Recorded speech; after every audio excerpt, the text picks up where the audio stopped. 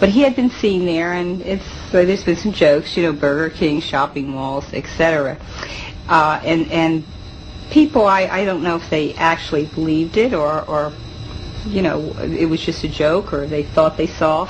But what happened was that I had received a telephone call some years ago from a woman who was a nurse at a hospital in New York City. And she said that Muhammad Ali had been a patient there. And while at the hospital, she said a man who looked identical to Elvis Presley visited Ali. Now, most people do realize that Muhammad Ali and Elvis were very, very close friends. They saw each other. He would visit Ali at his training camps and so forth.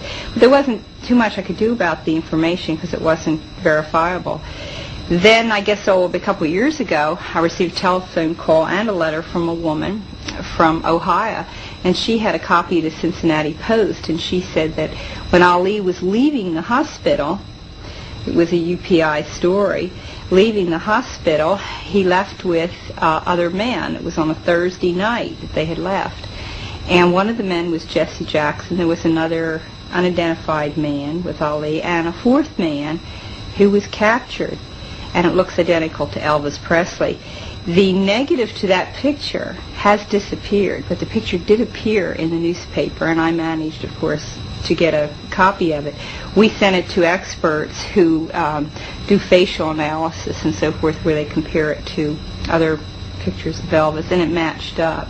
They said, they tried to find flaws, but they couldn't. I mean, they measure nose to lips and the whole thing. And so they verified that it was Elvis Presley. And in November of '89, Ali was shown the picture, and he also verified that it was Elvis Presley.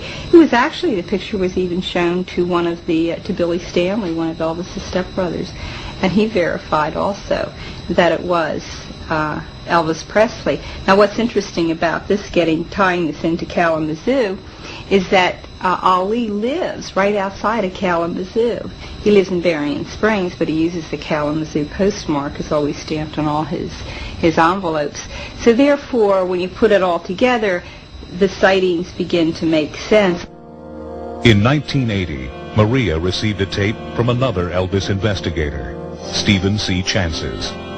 The tape was a recent recording allegedly made by Elvis Presley. Gail Giorgio decided to find out if the recording was authentic. Even though it was called a monologue, it really wasn't. He had been talking over the telephone to somebody, and whoever he was talking to edited themselves out.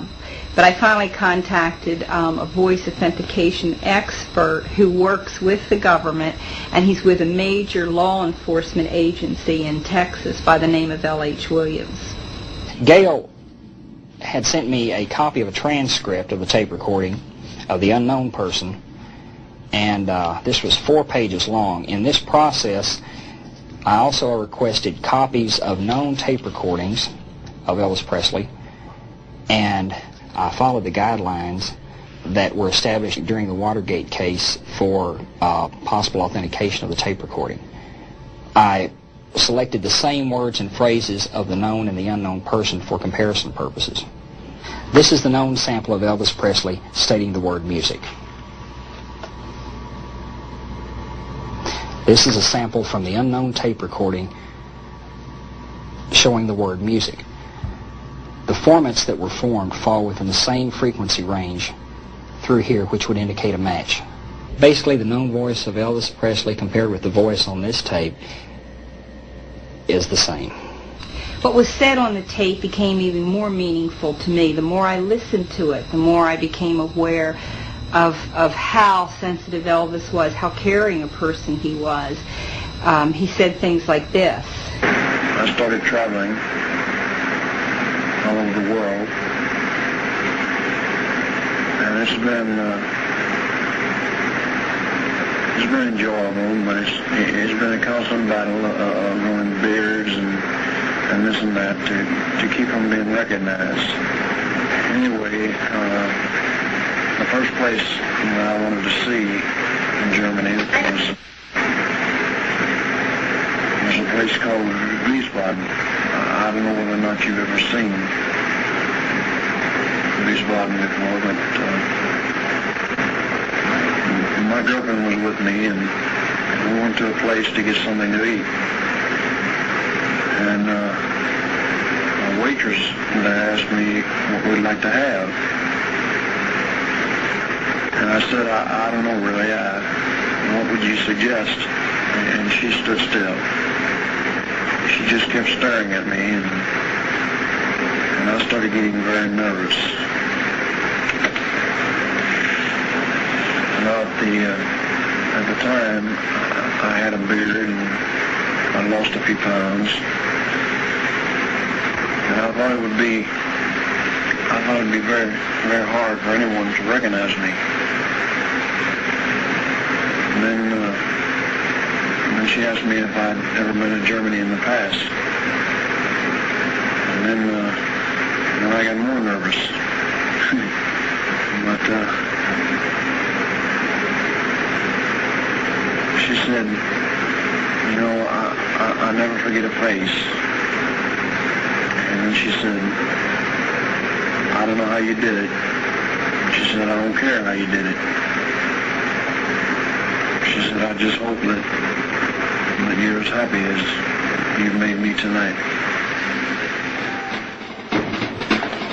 If this tape was indeed Elvis Presley, it would mean that Elvis had gone back to Germany, the same place where he served in the U.S. Army back in 1958.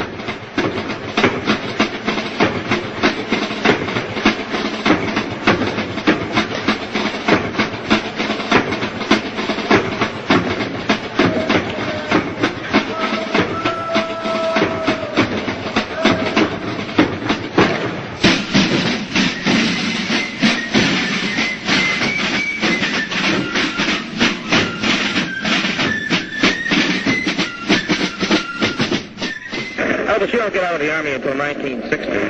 If rock and roll should diminish in popularity or even disappear, what would you do? Well, I would probably try acting. I mean, you know, I would try to make good as an actor, although it's a tough field to break into, acting, because you got so much competition. Elvis's induction into the service broke many a teenager's heart. Then off for 18-month service in Germany. Assigned to the 3rd Armored Division, Private Elvis will drive a light truck.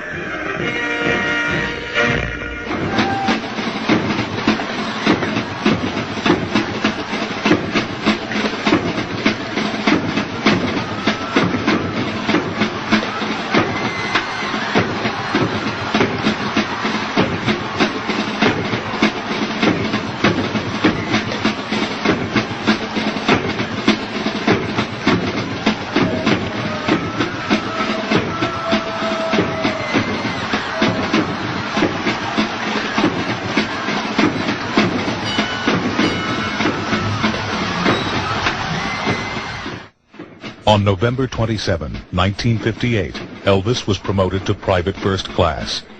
2 years later, when he left West Germany, he held the rank of sergeant. Have 2 years of sobering Army life changed your mind about rock and roll? Sobering Army life? No, it hasn't. It hasn't changed my mind, because I was in tanks for a long time, you see. And they rock and roll quite a bit.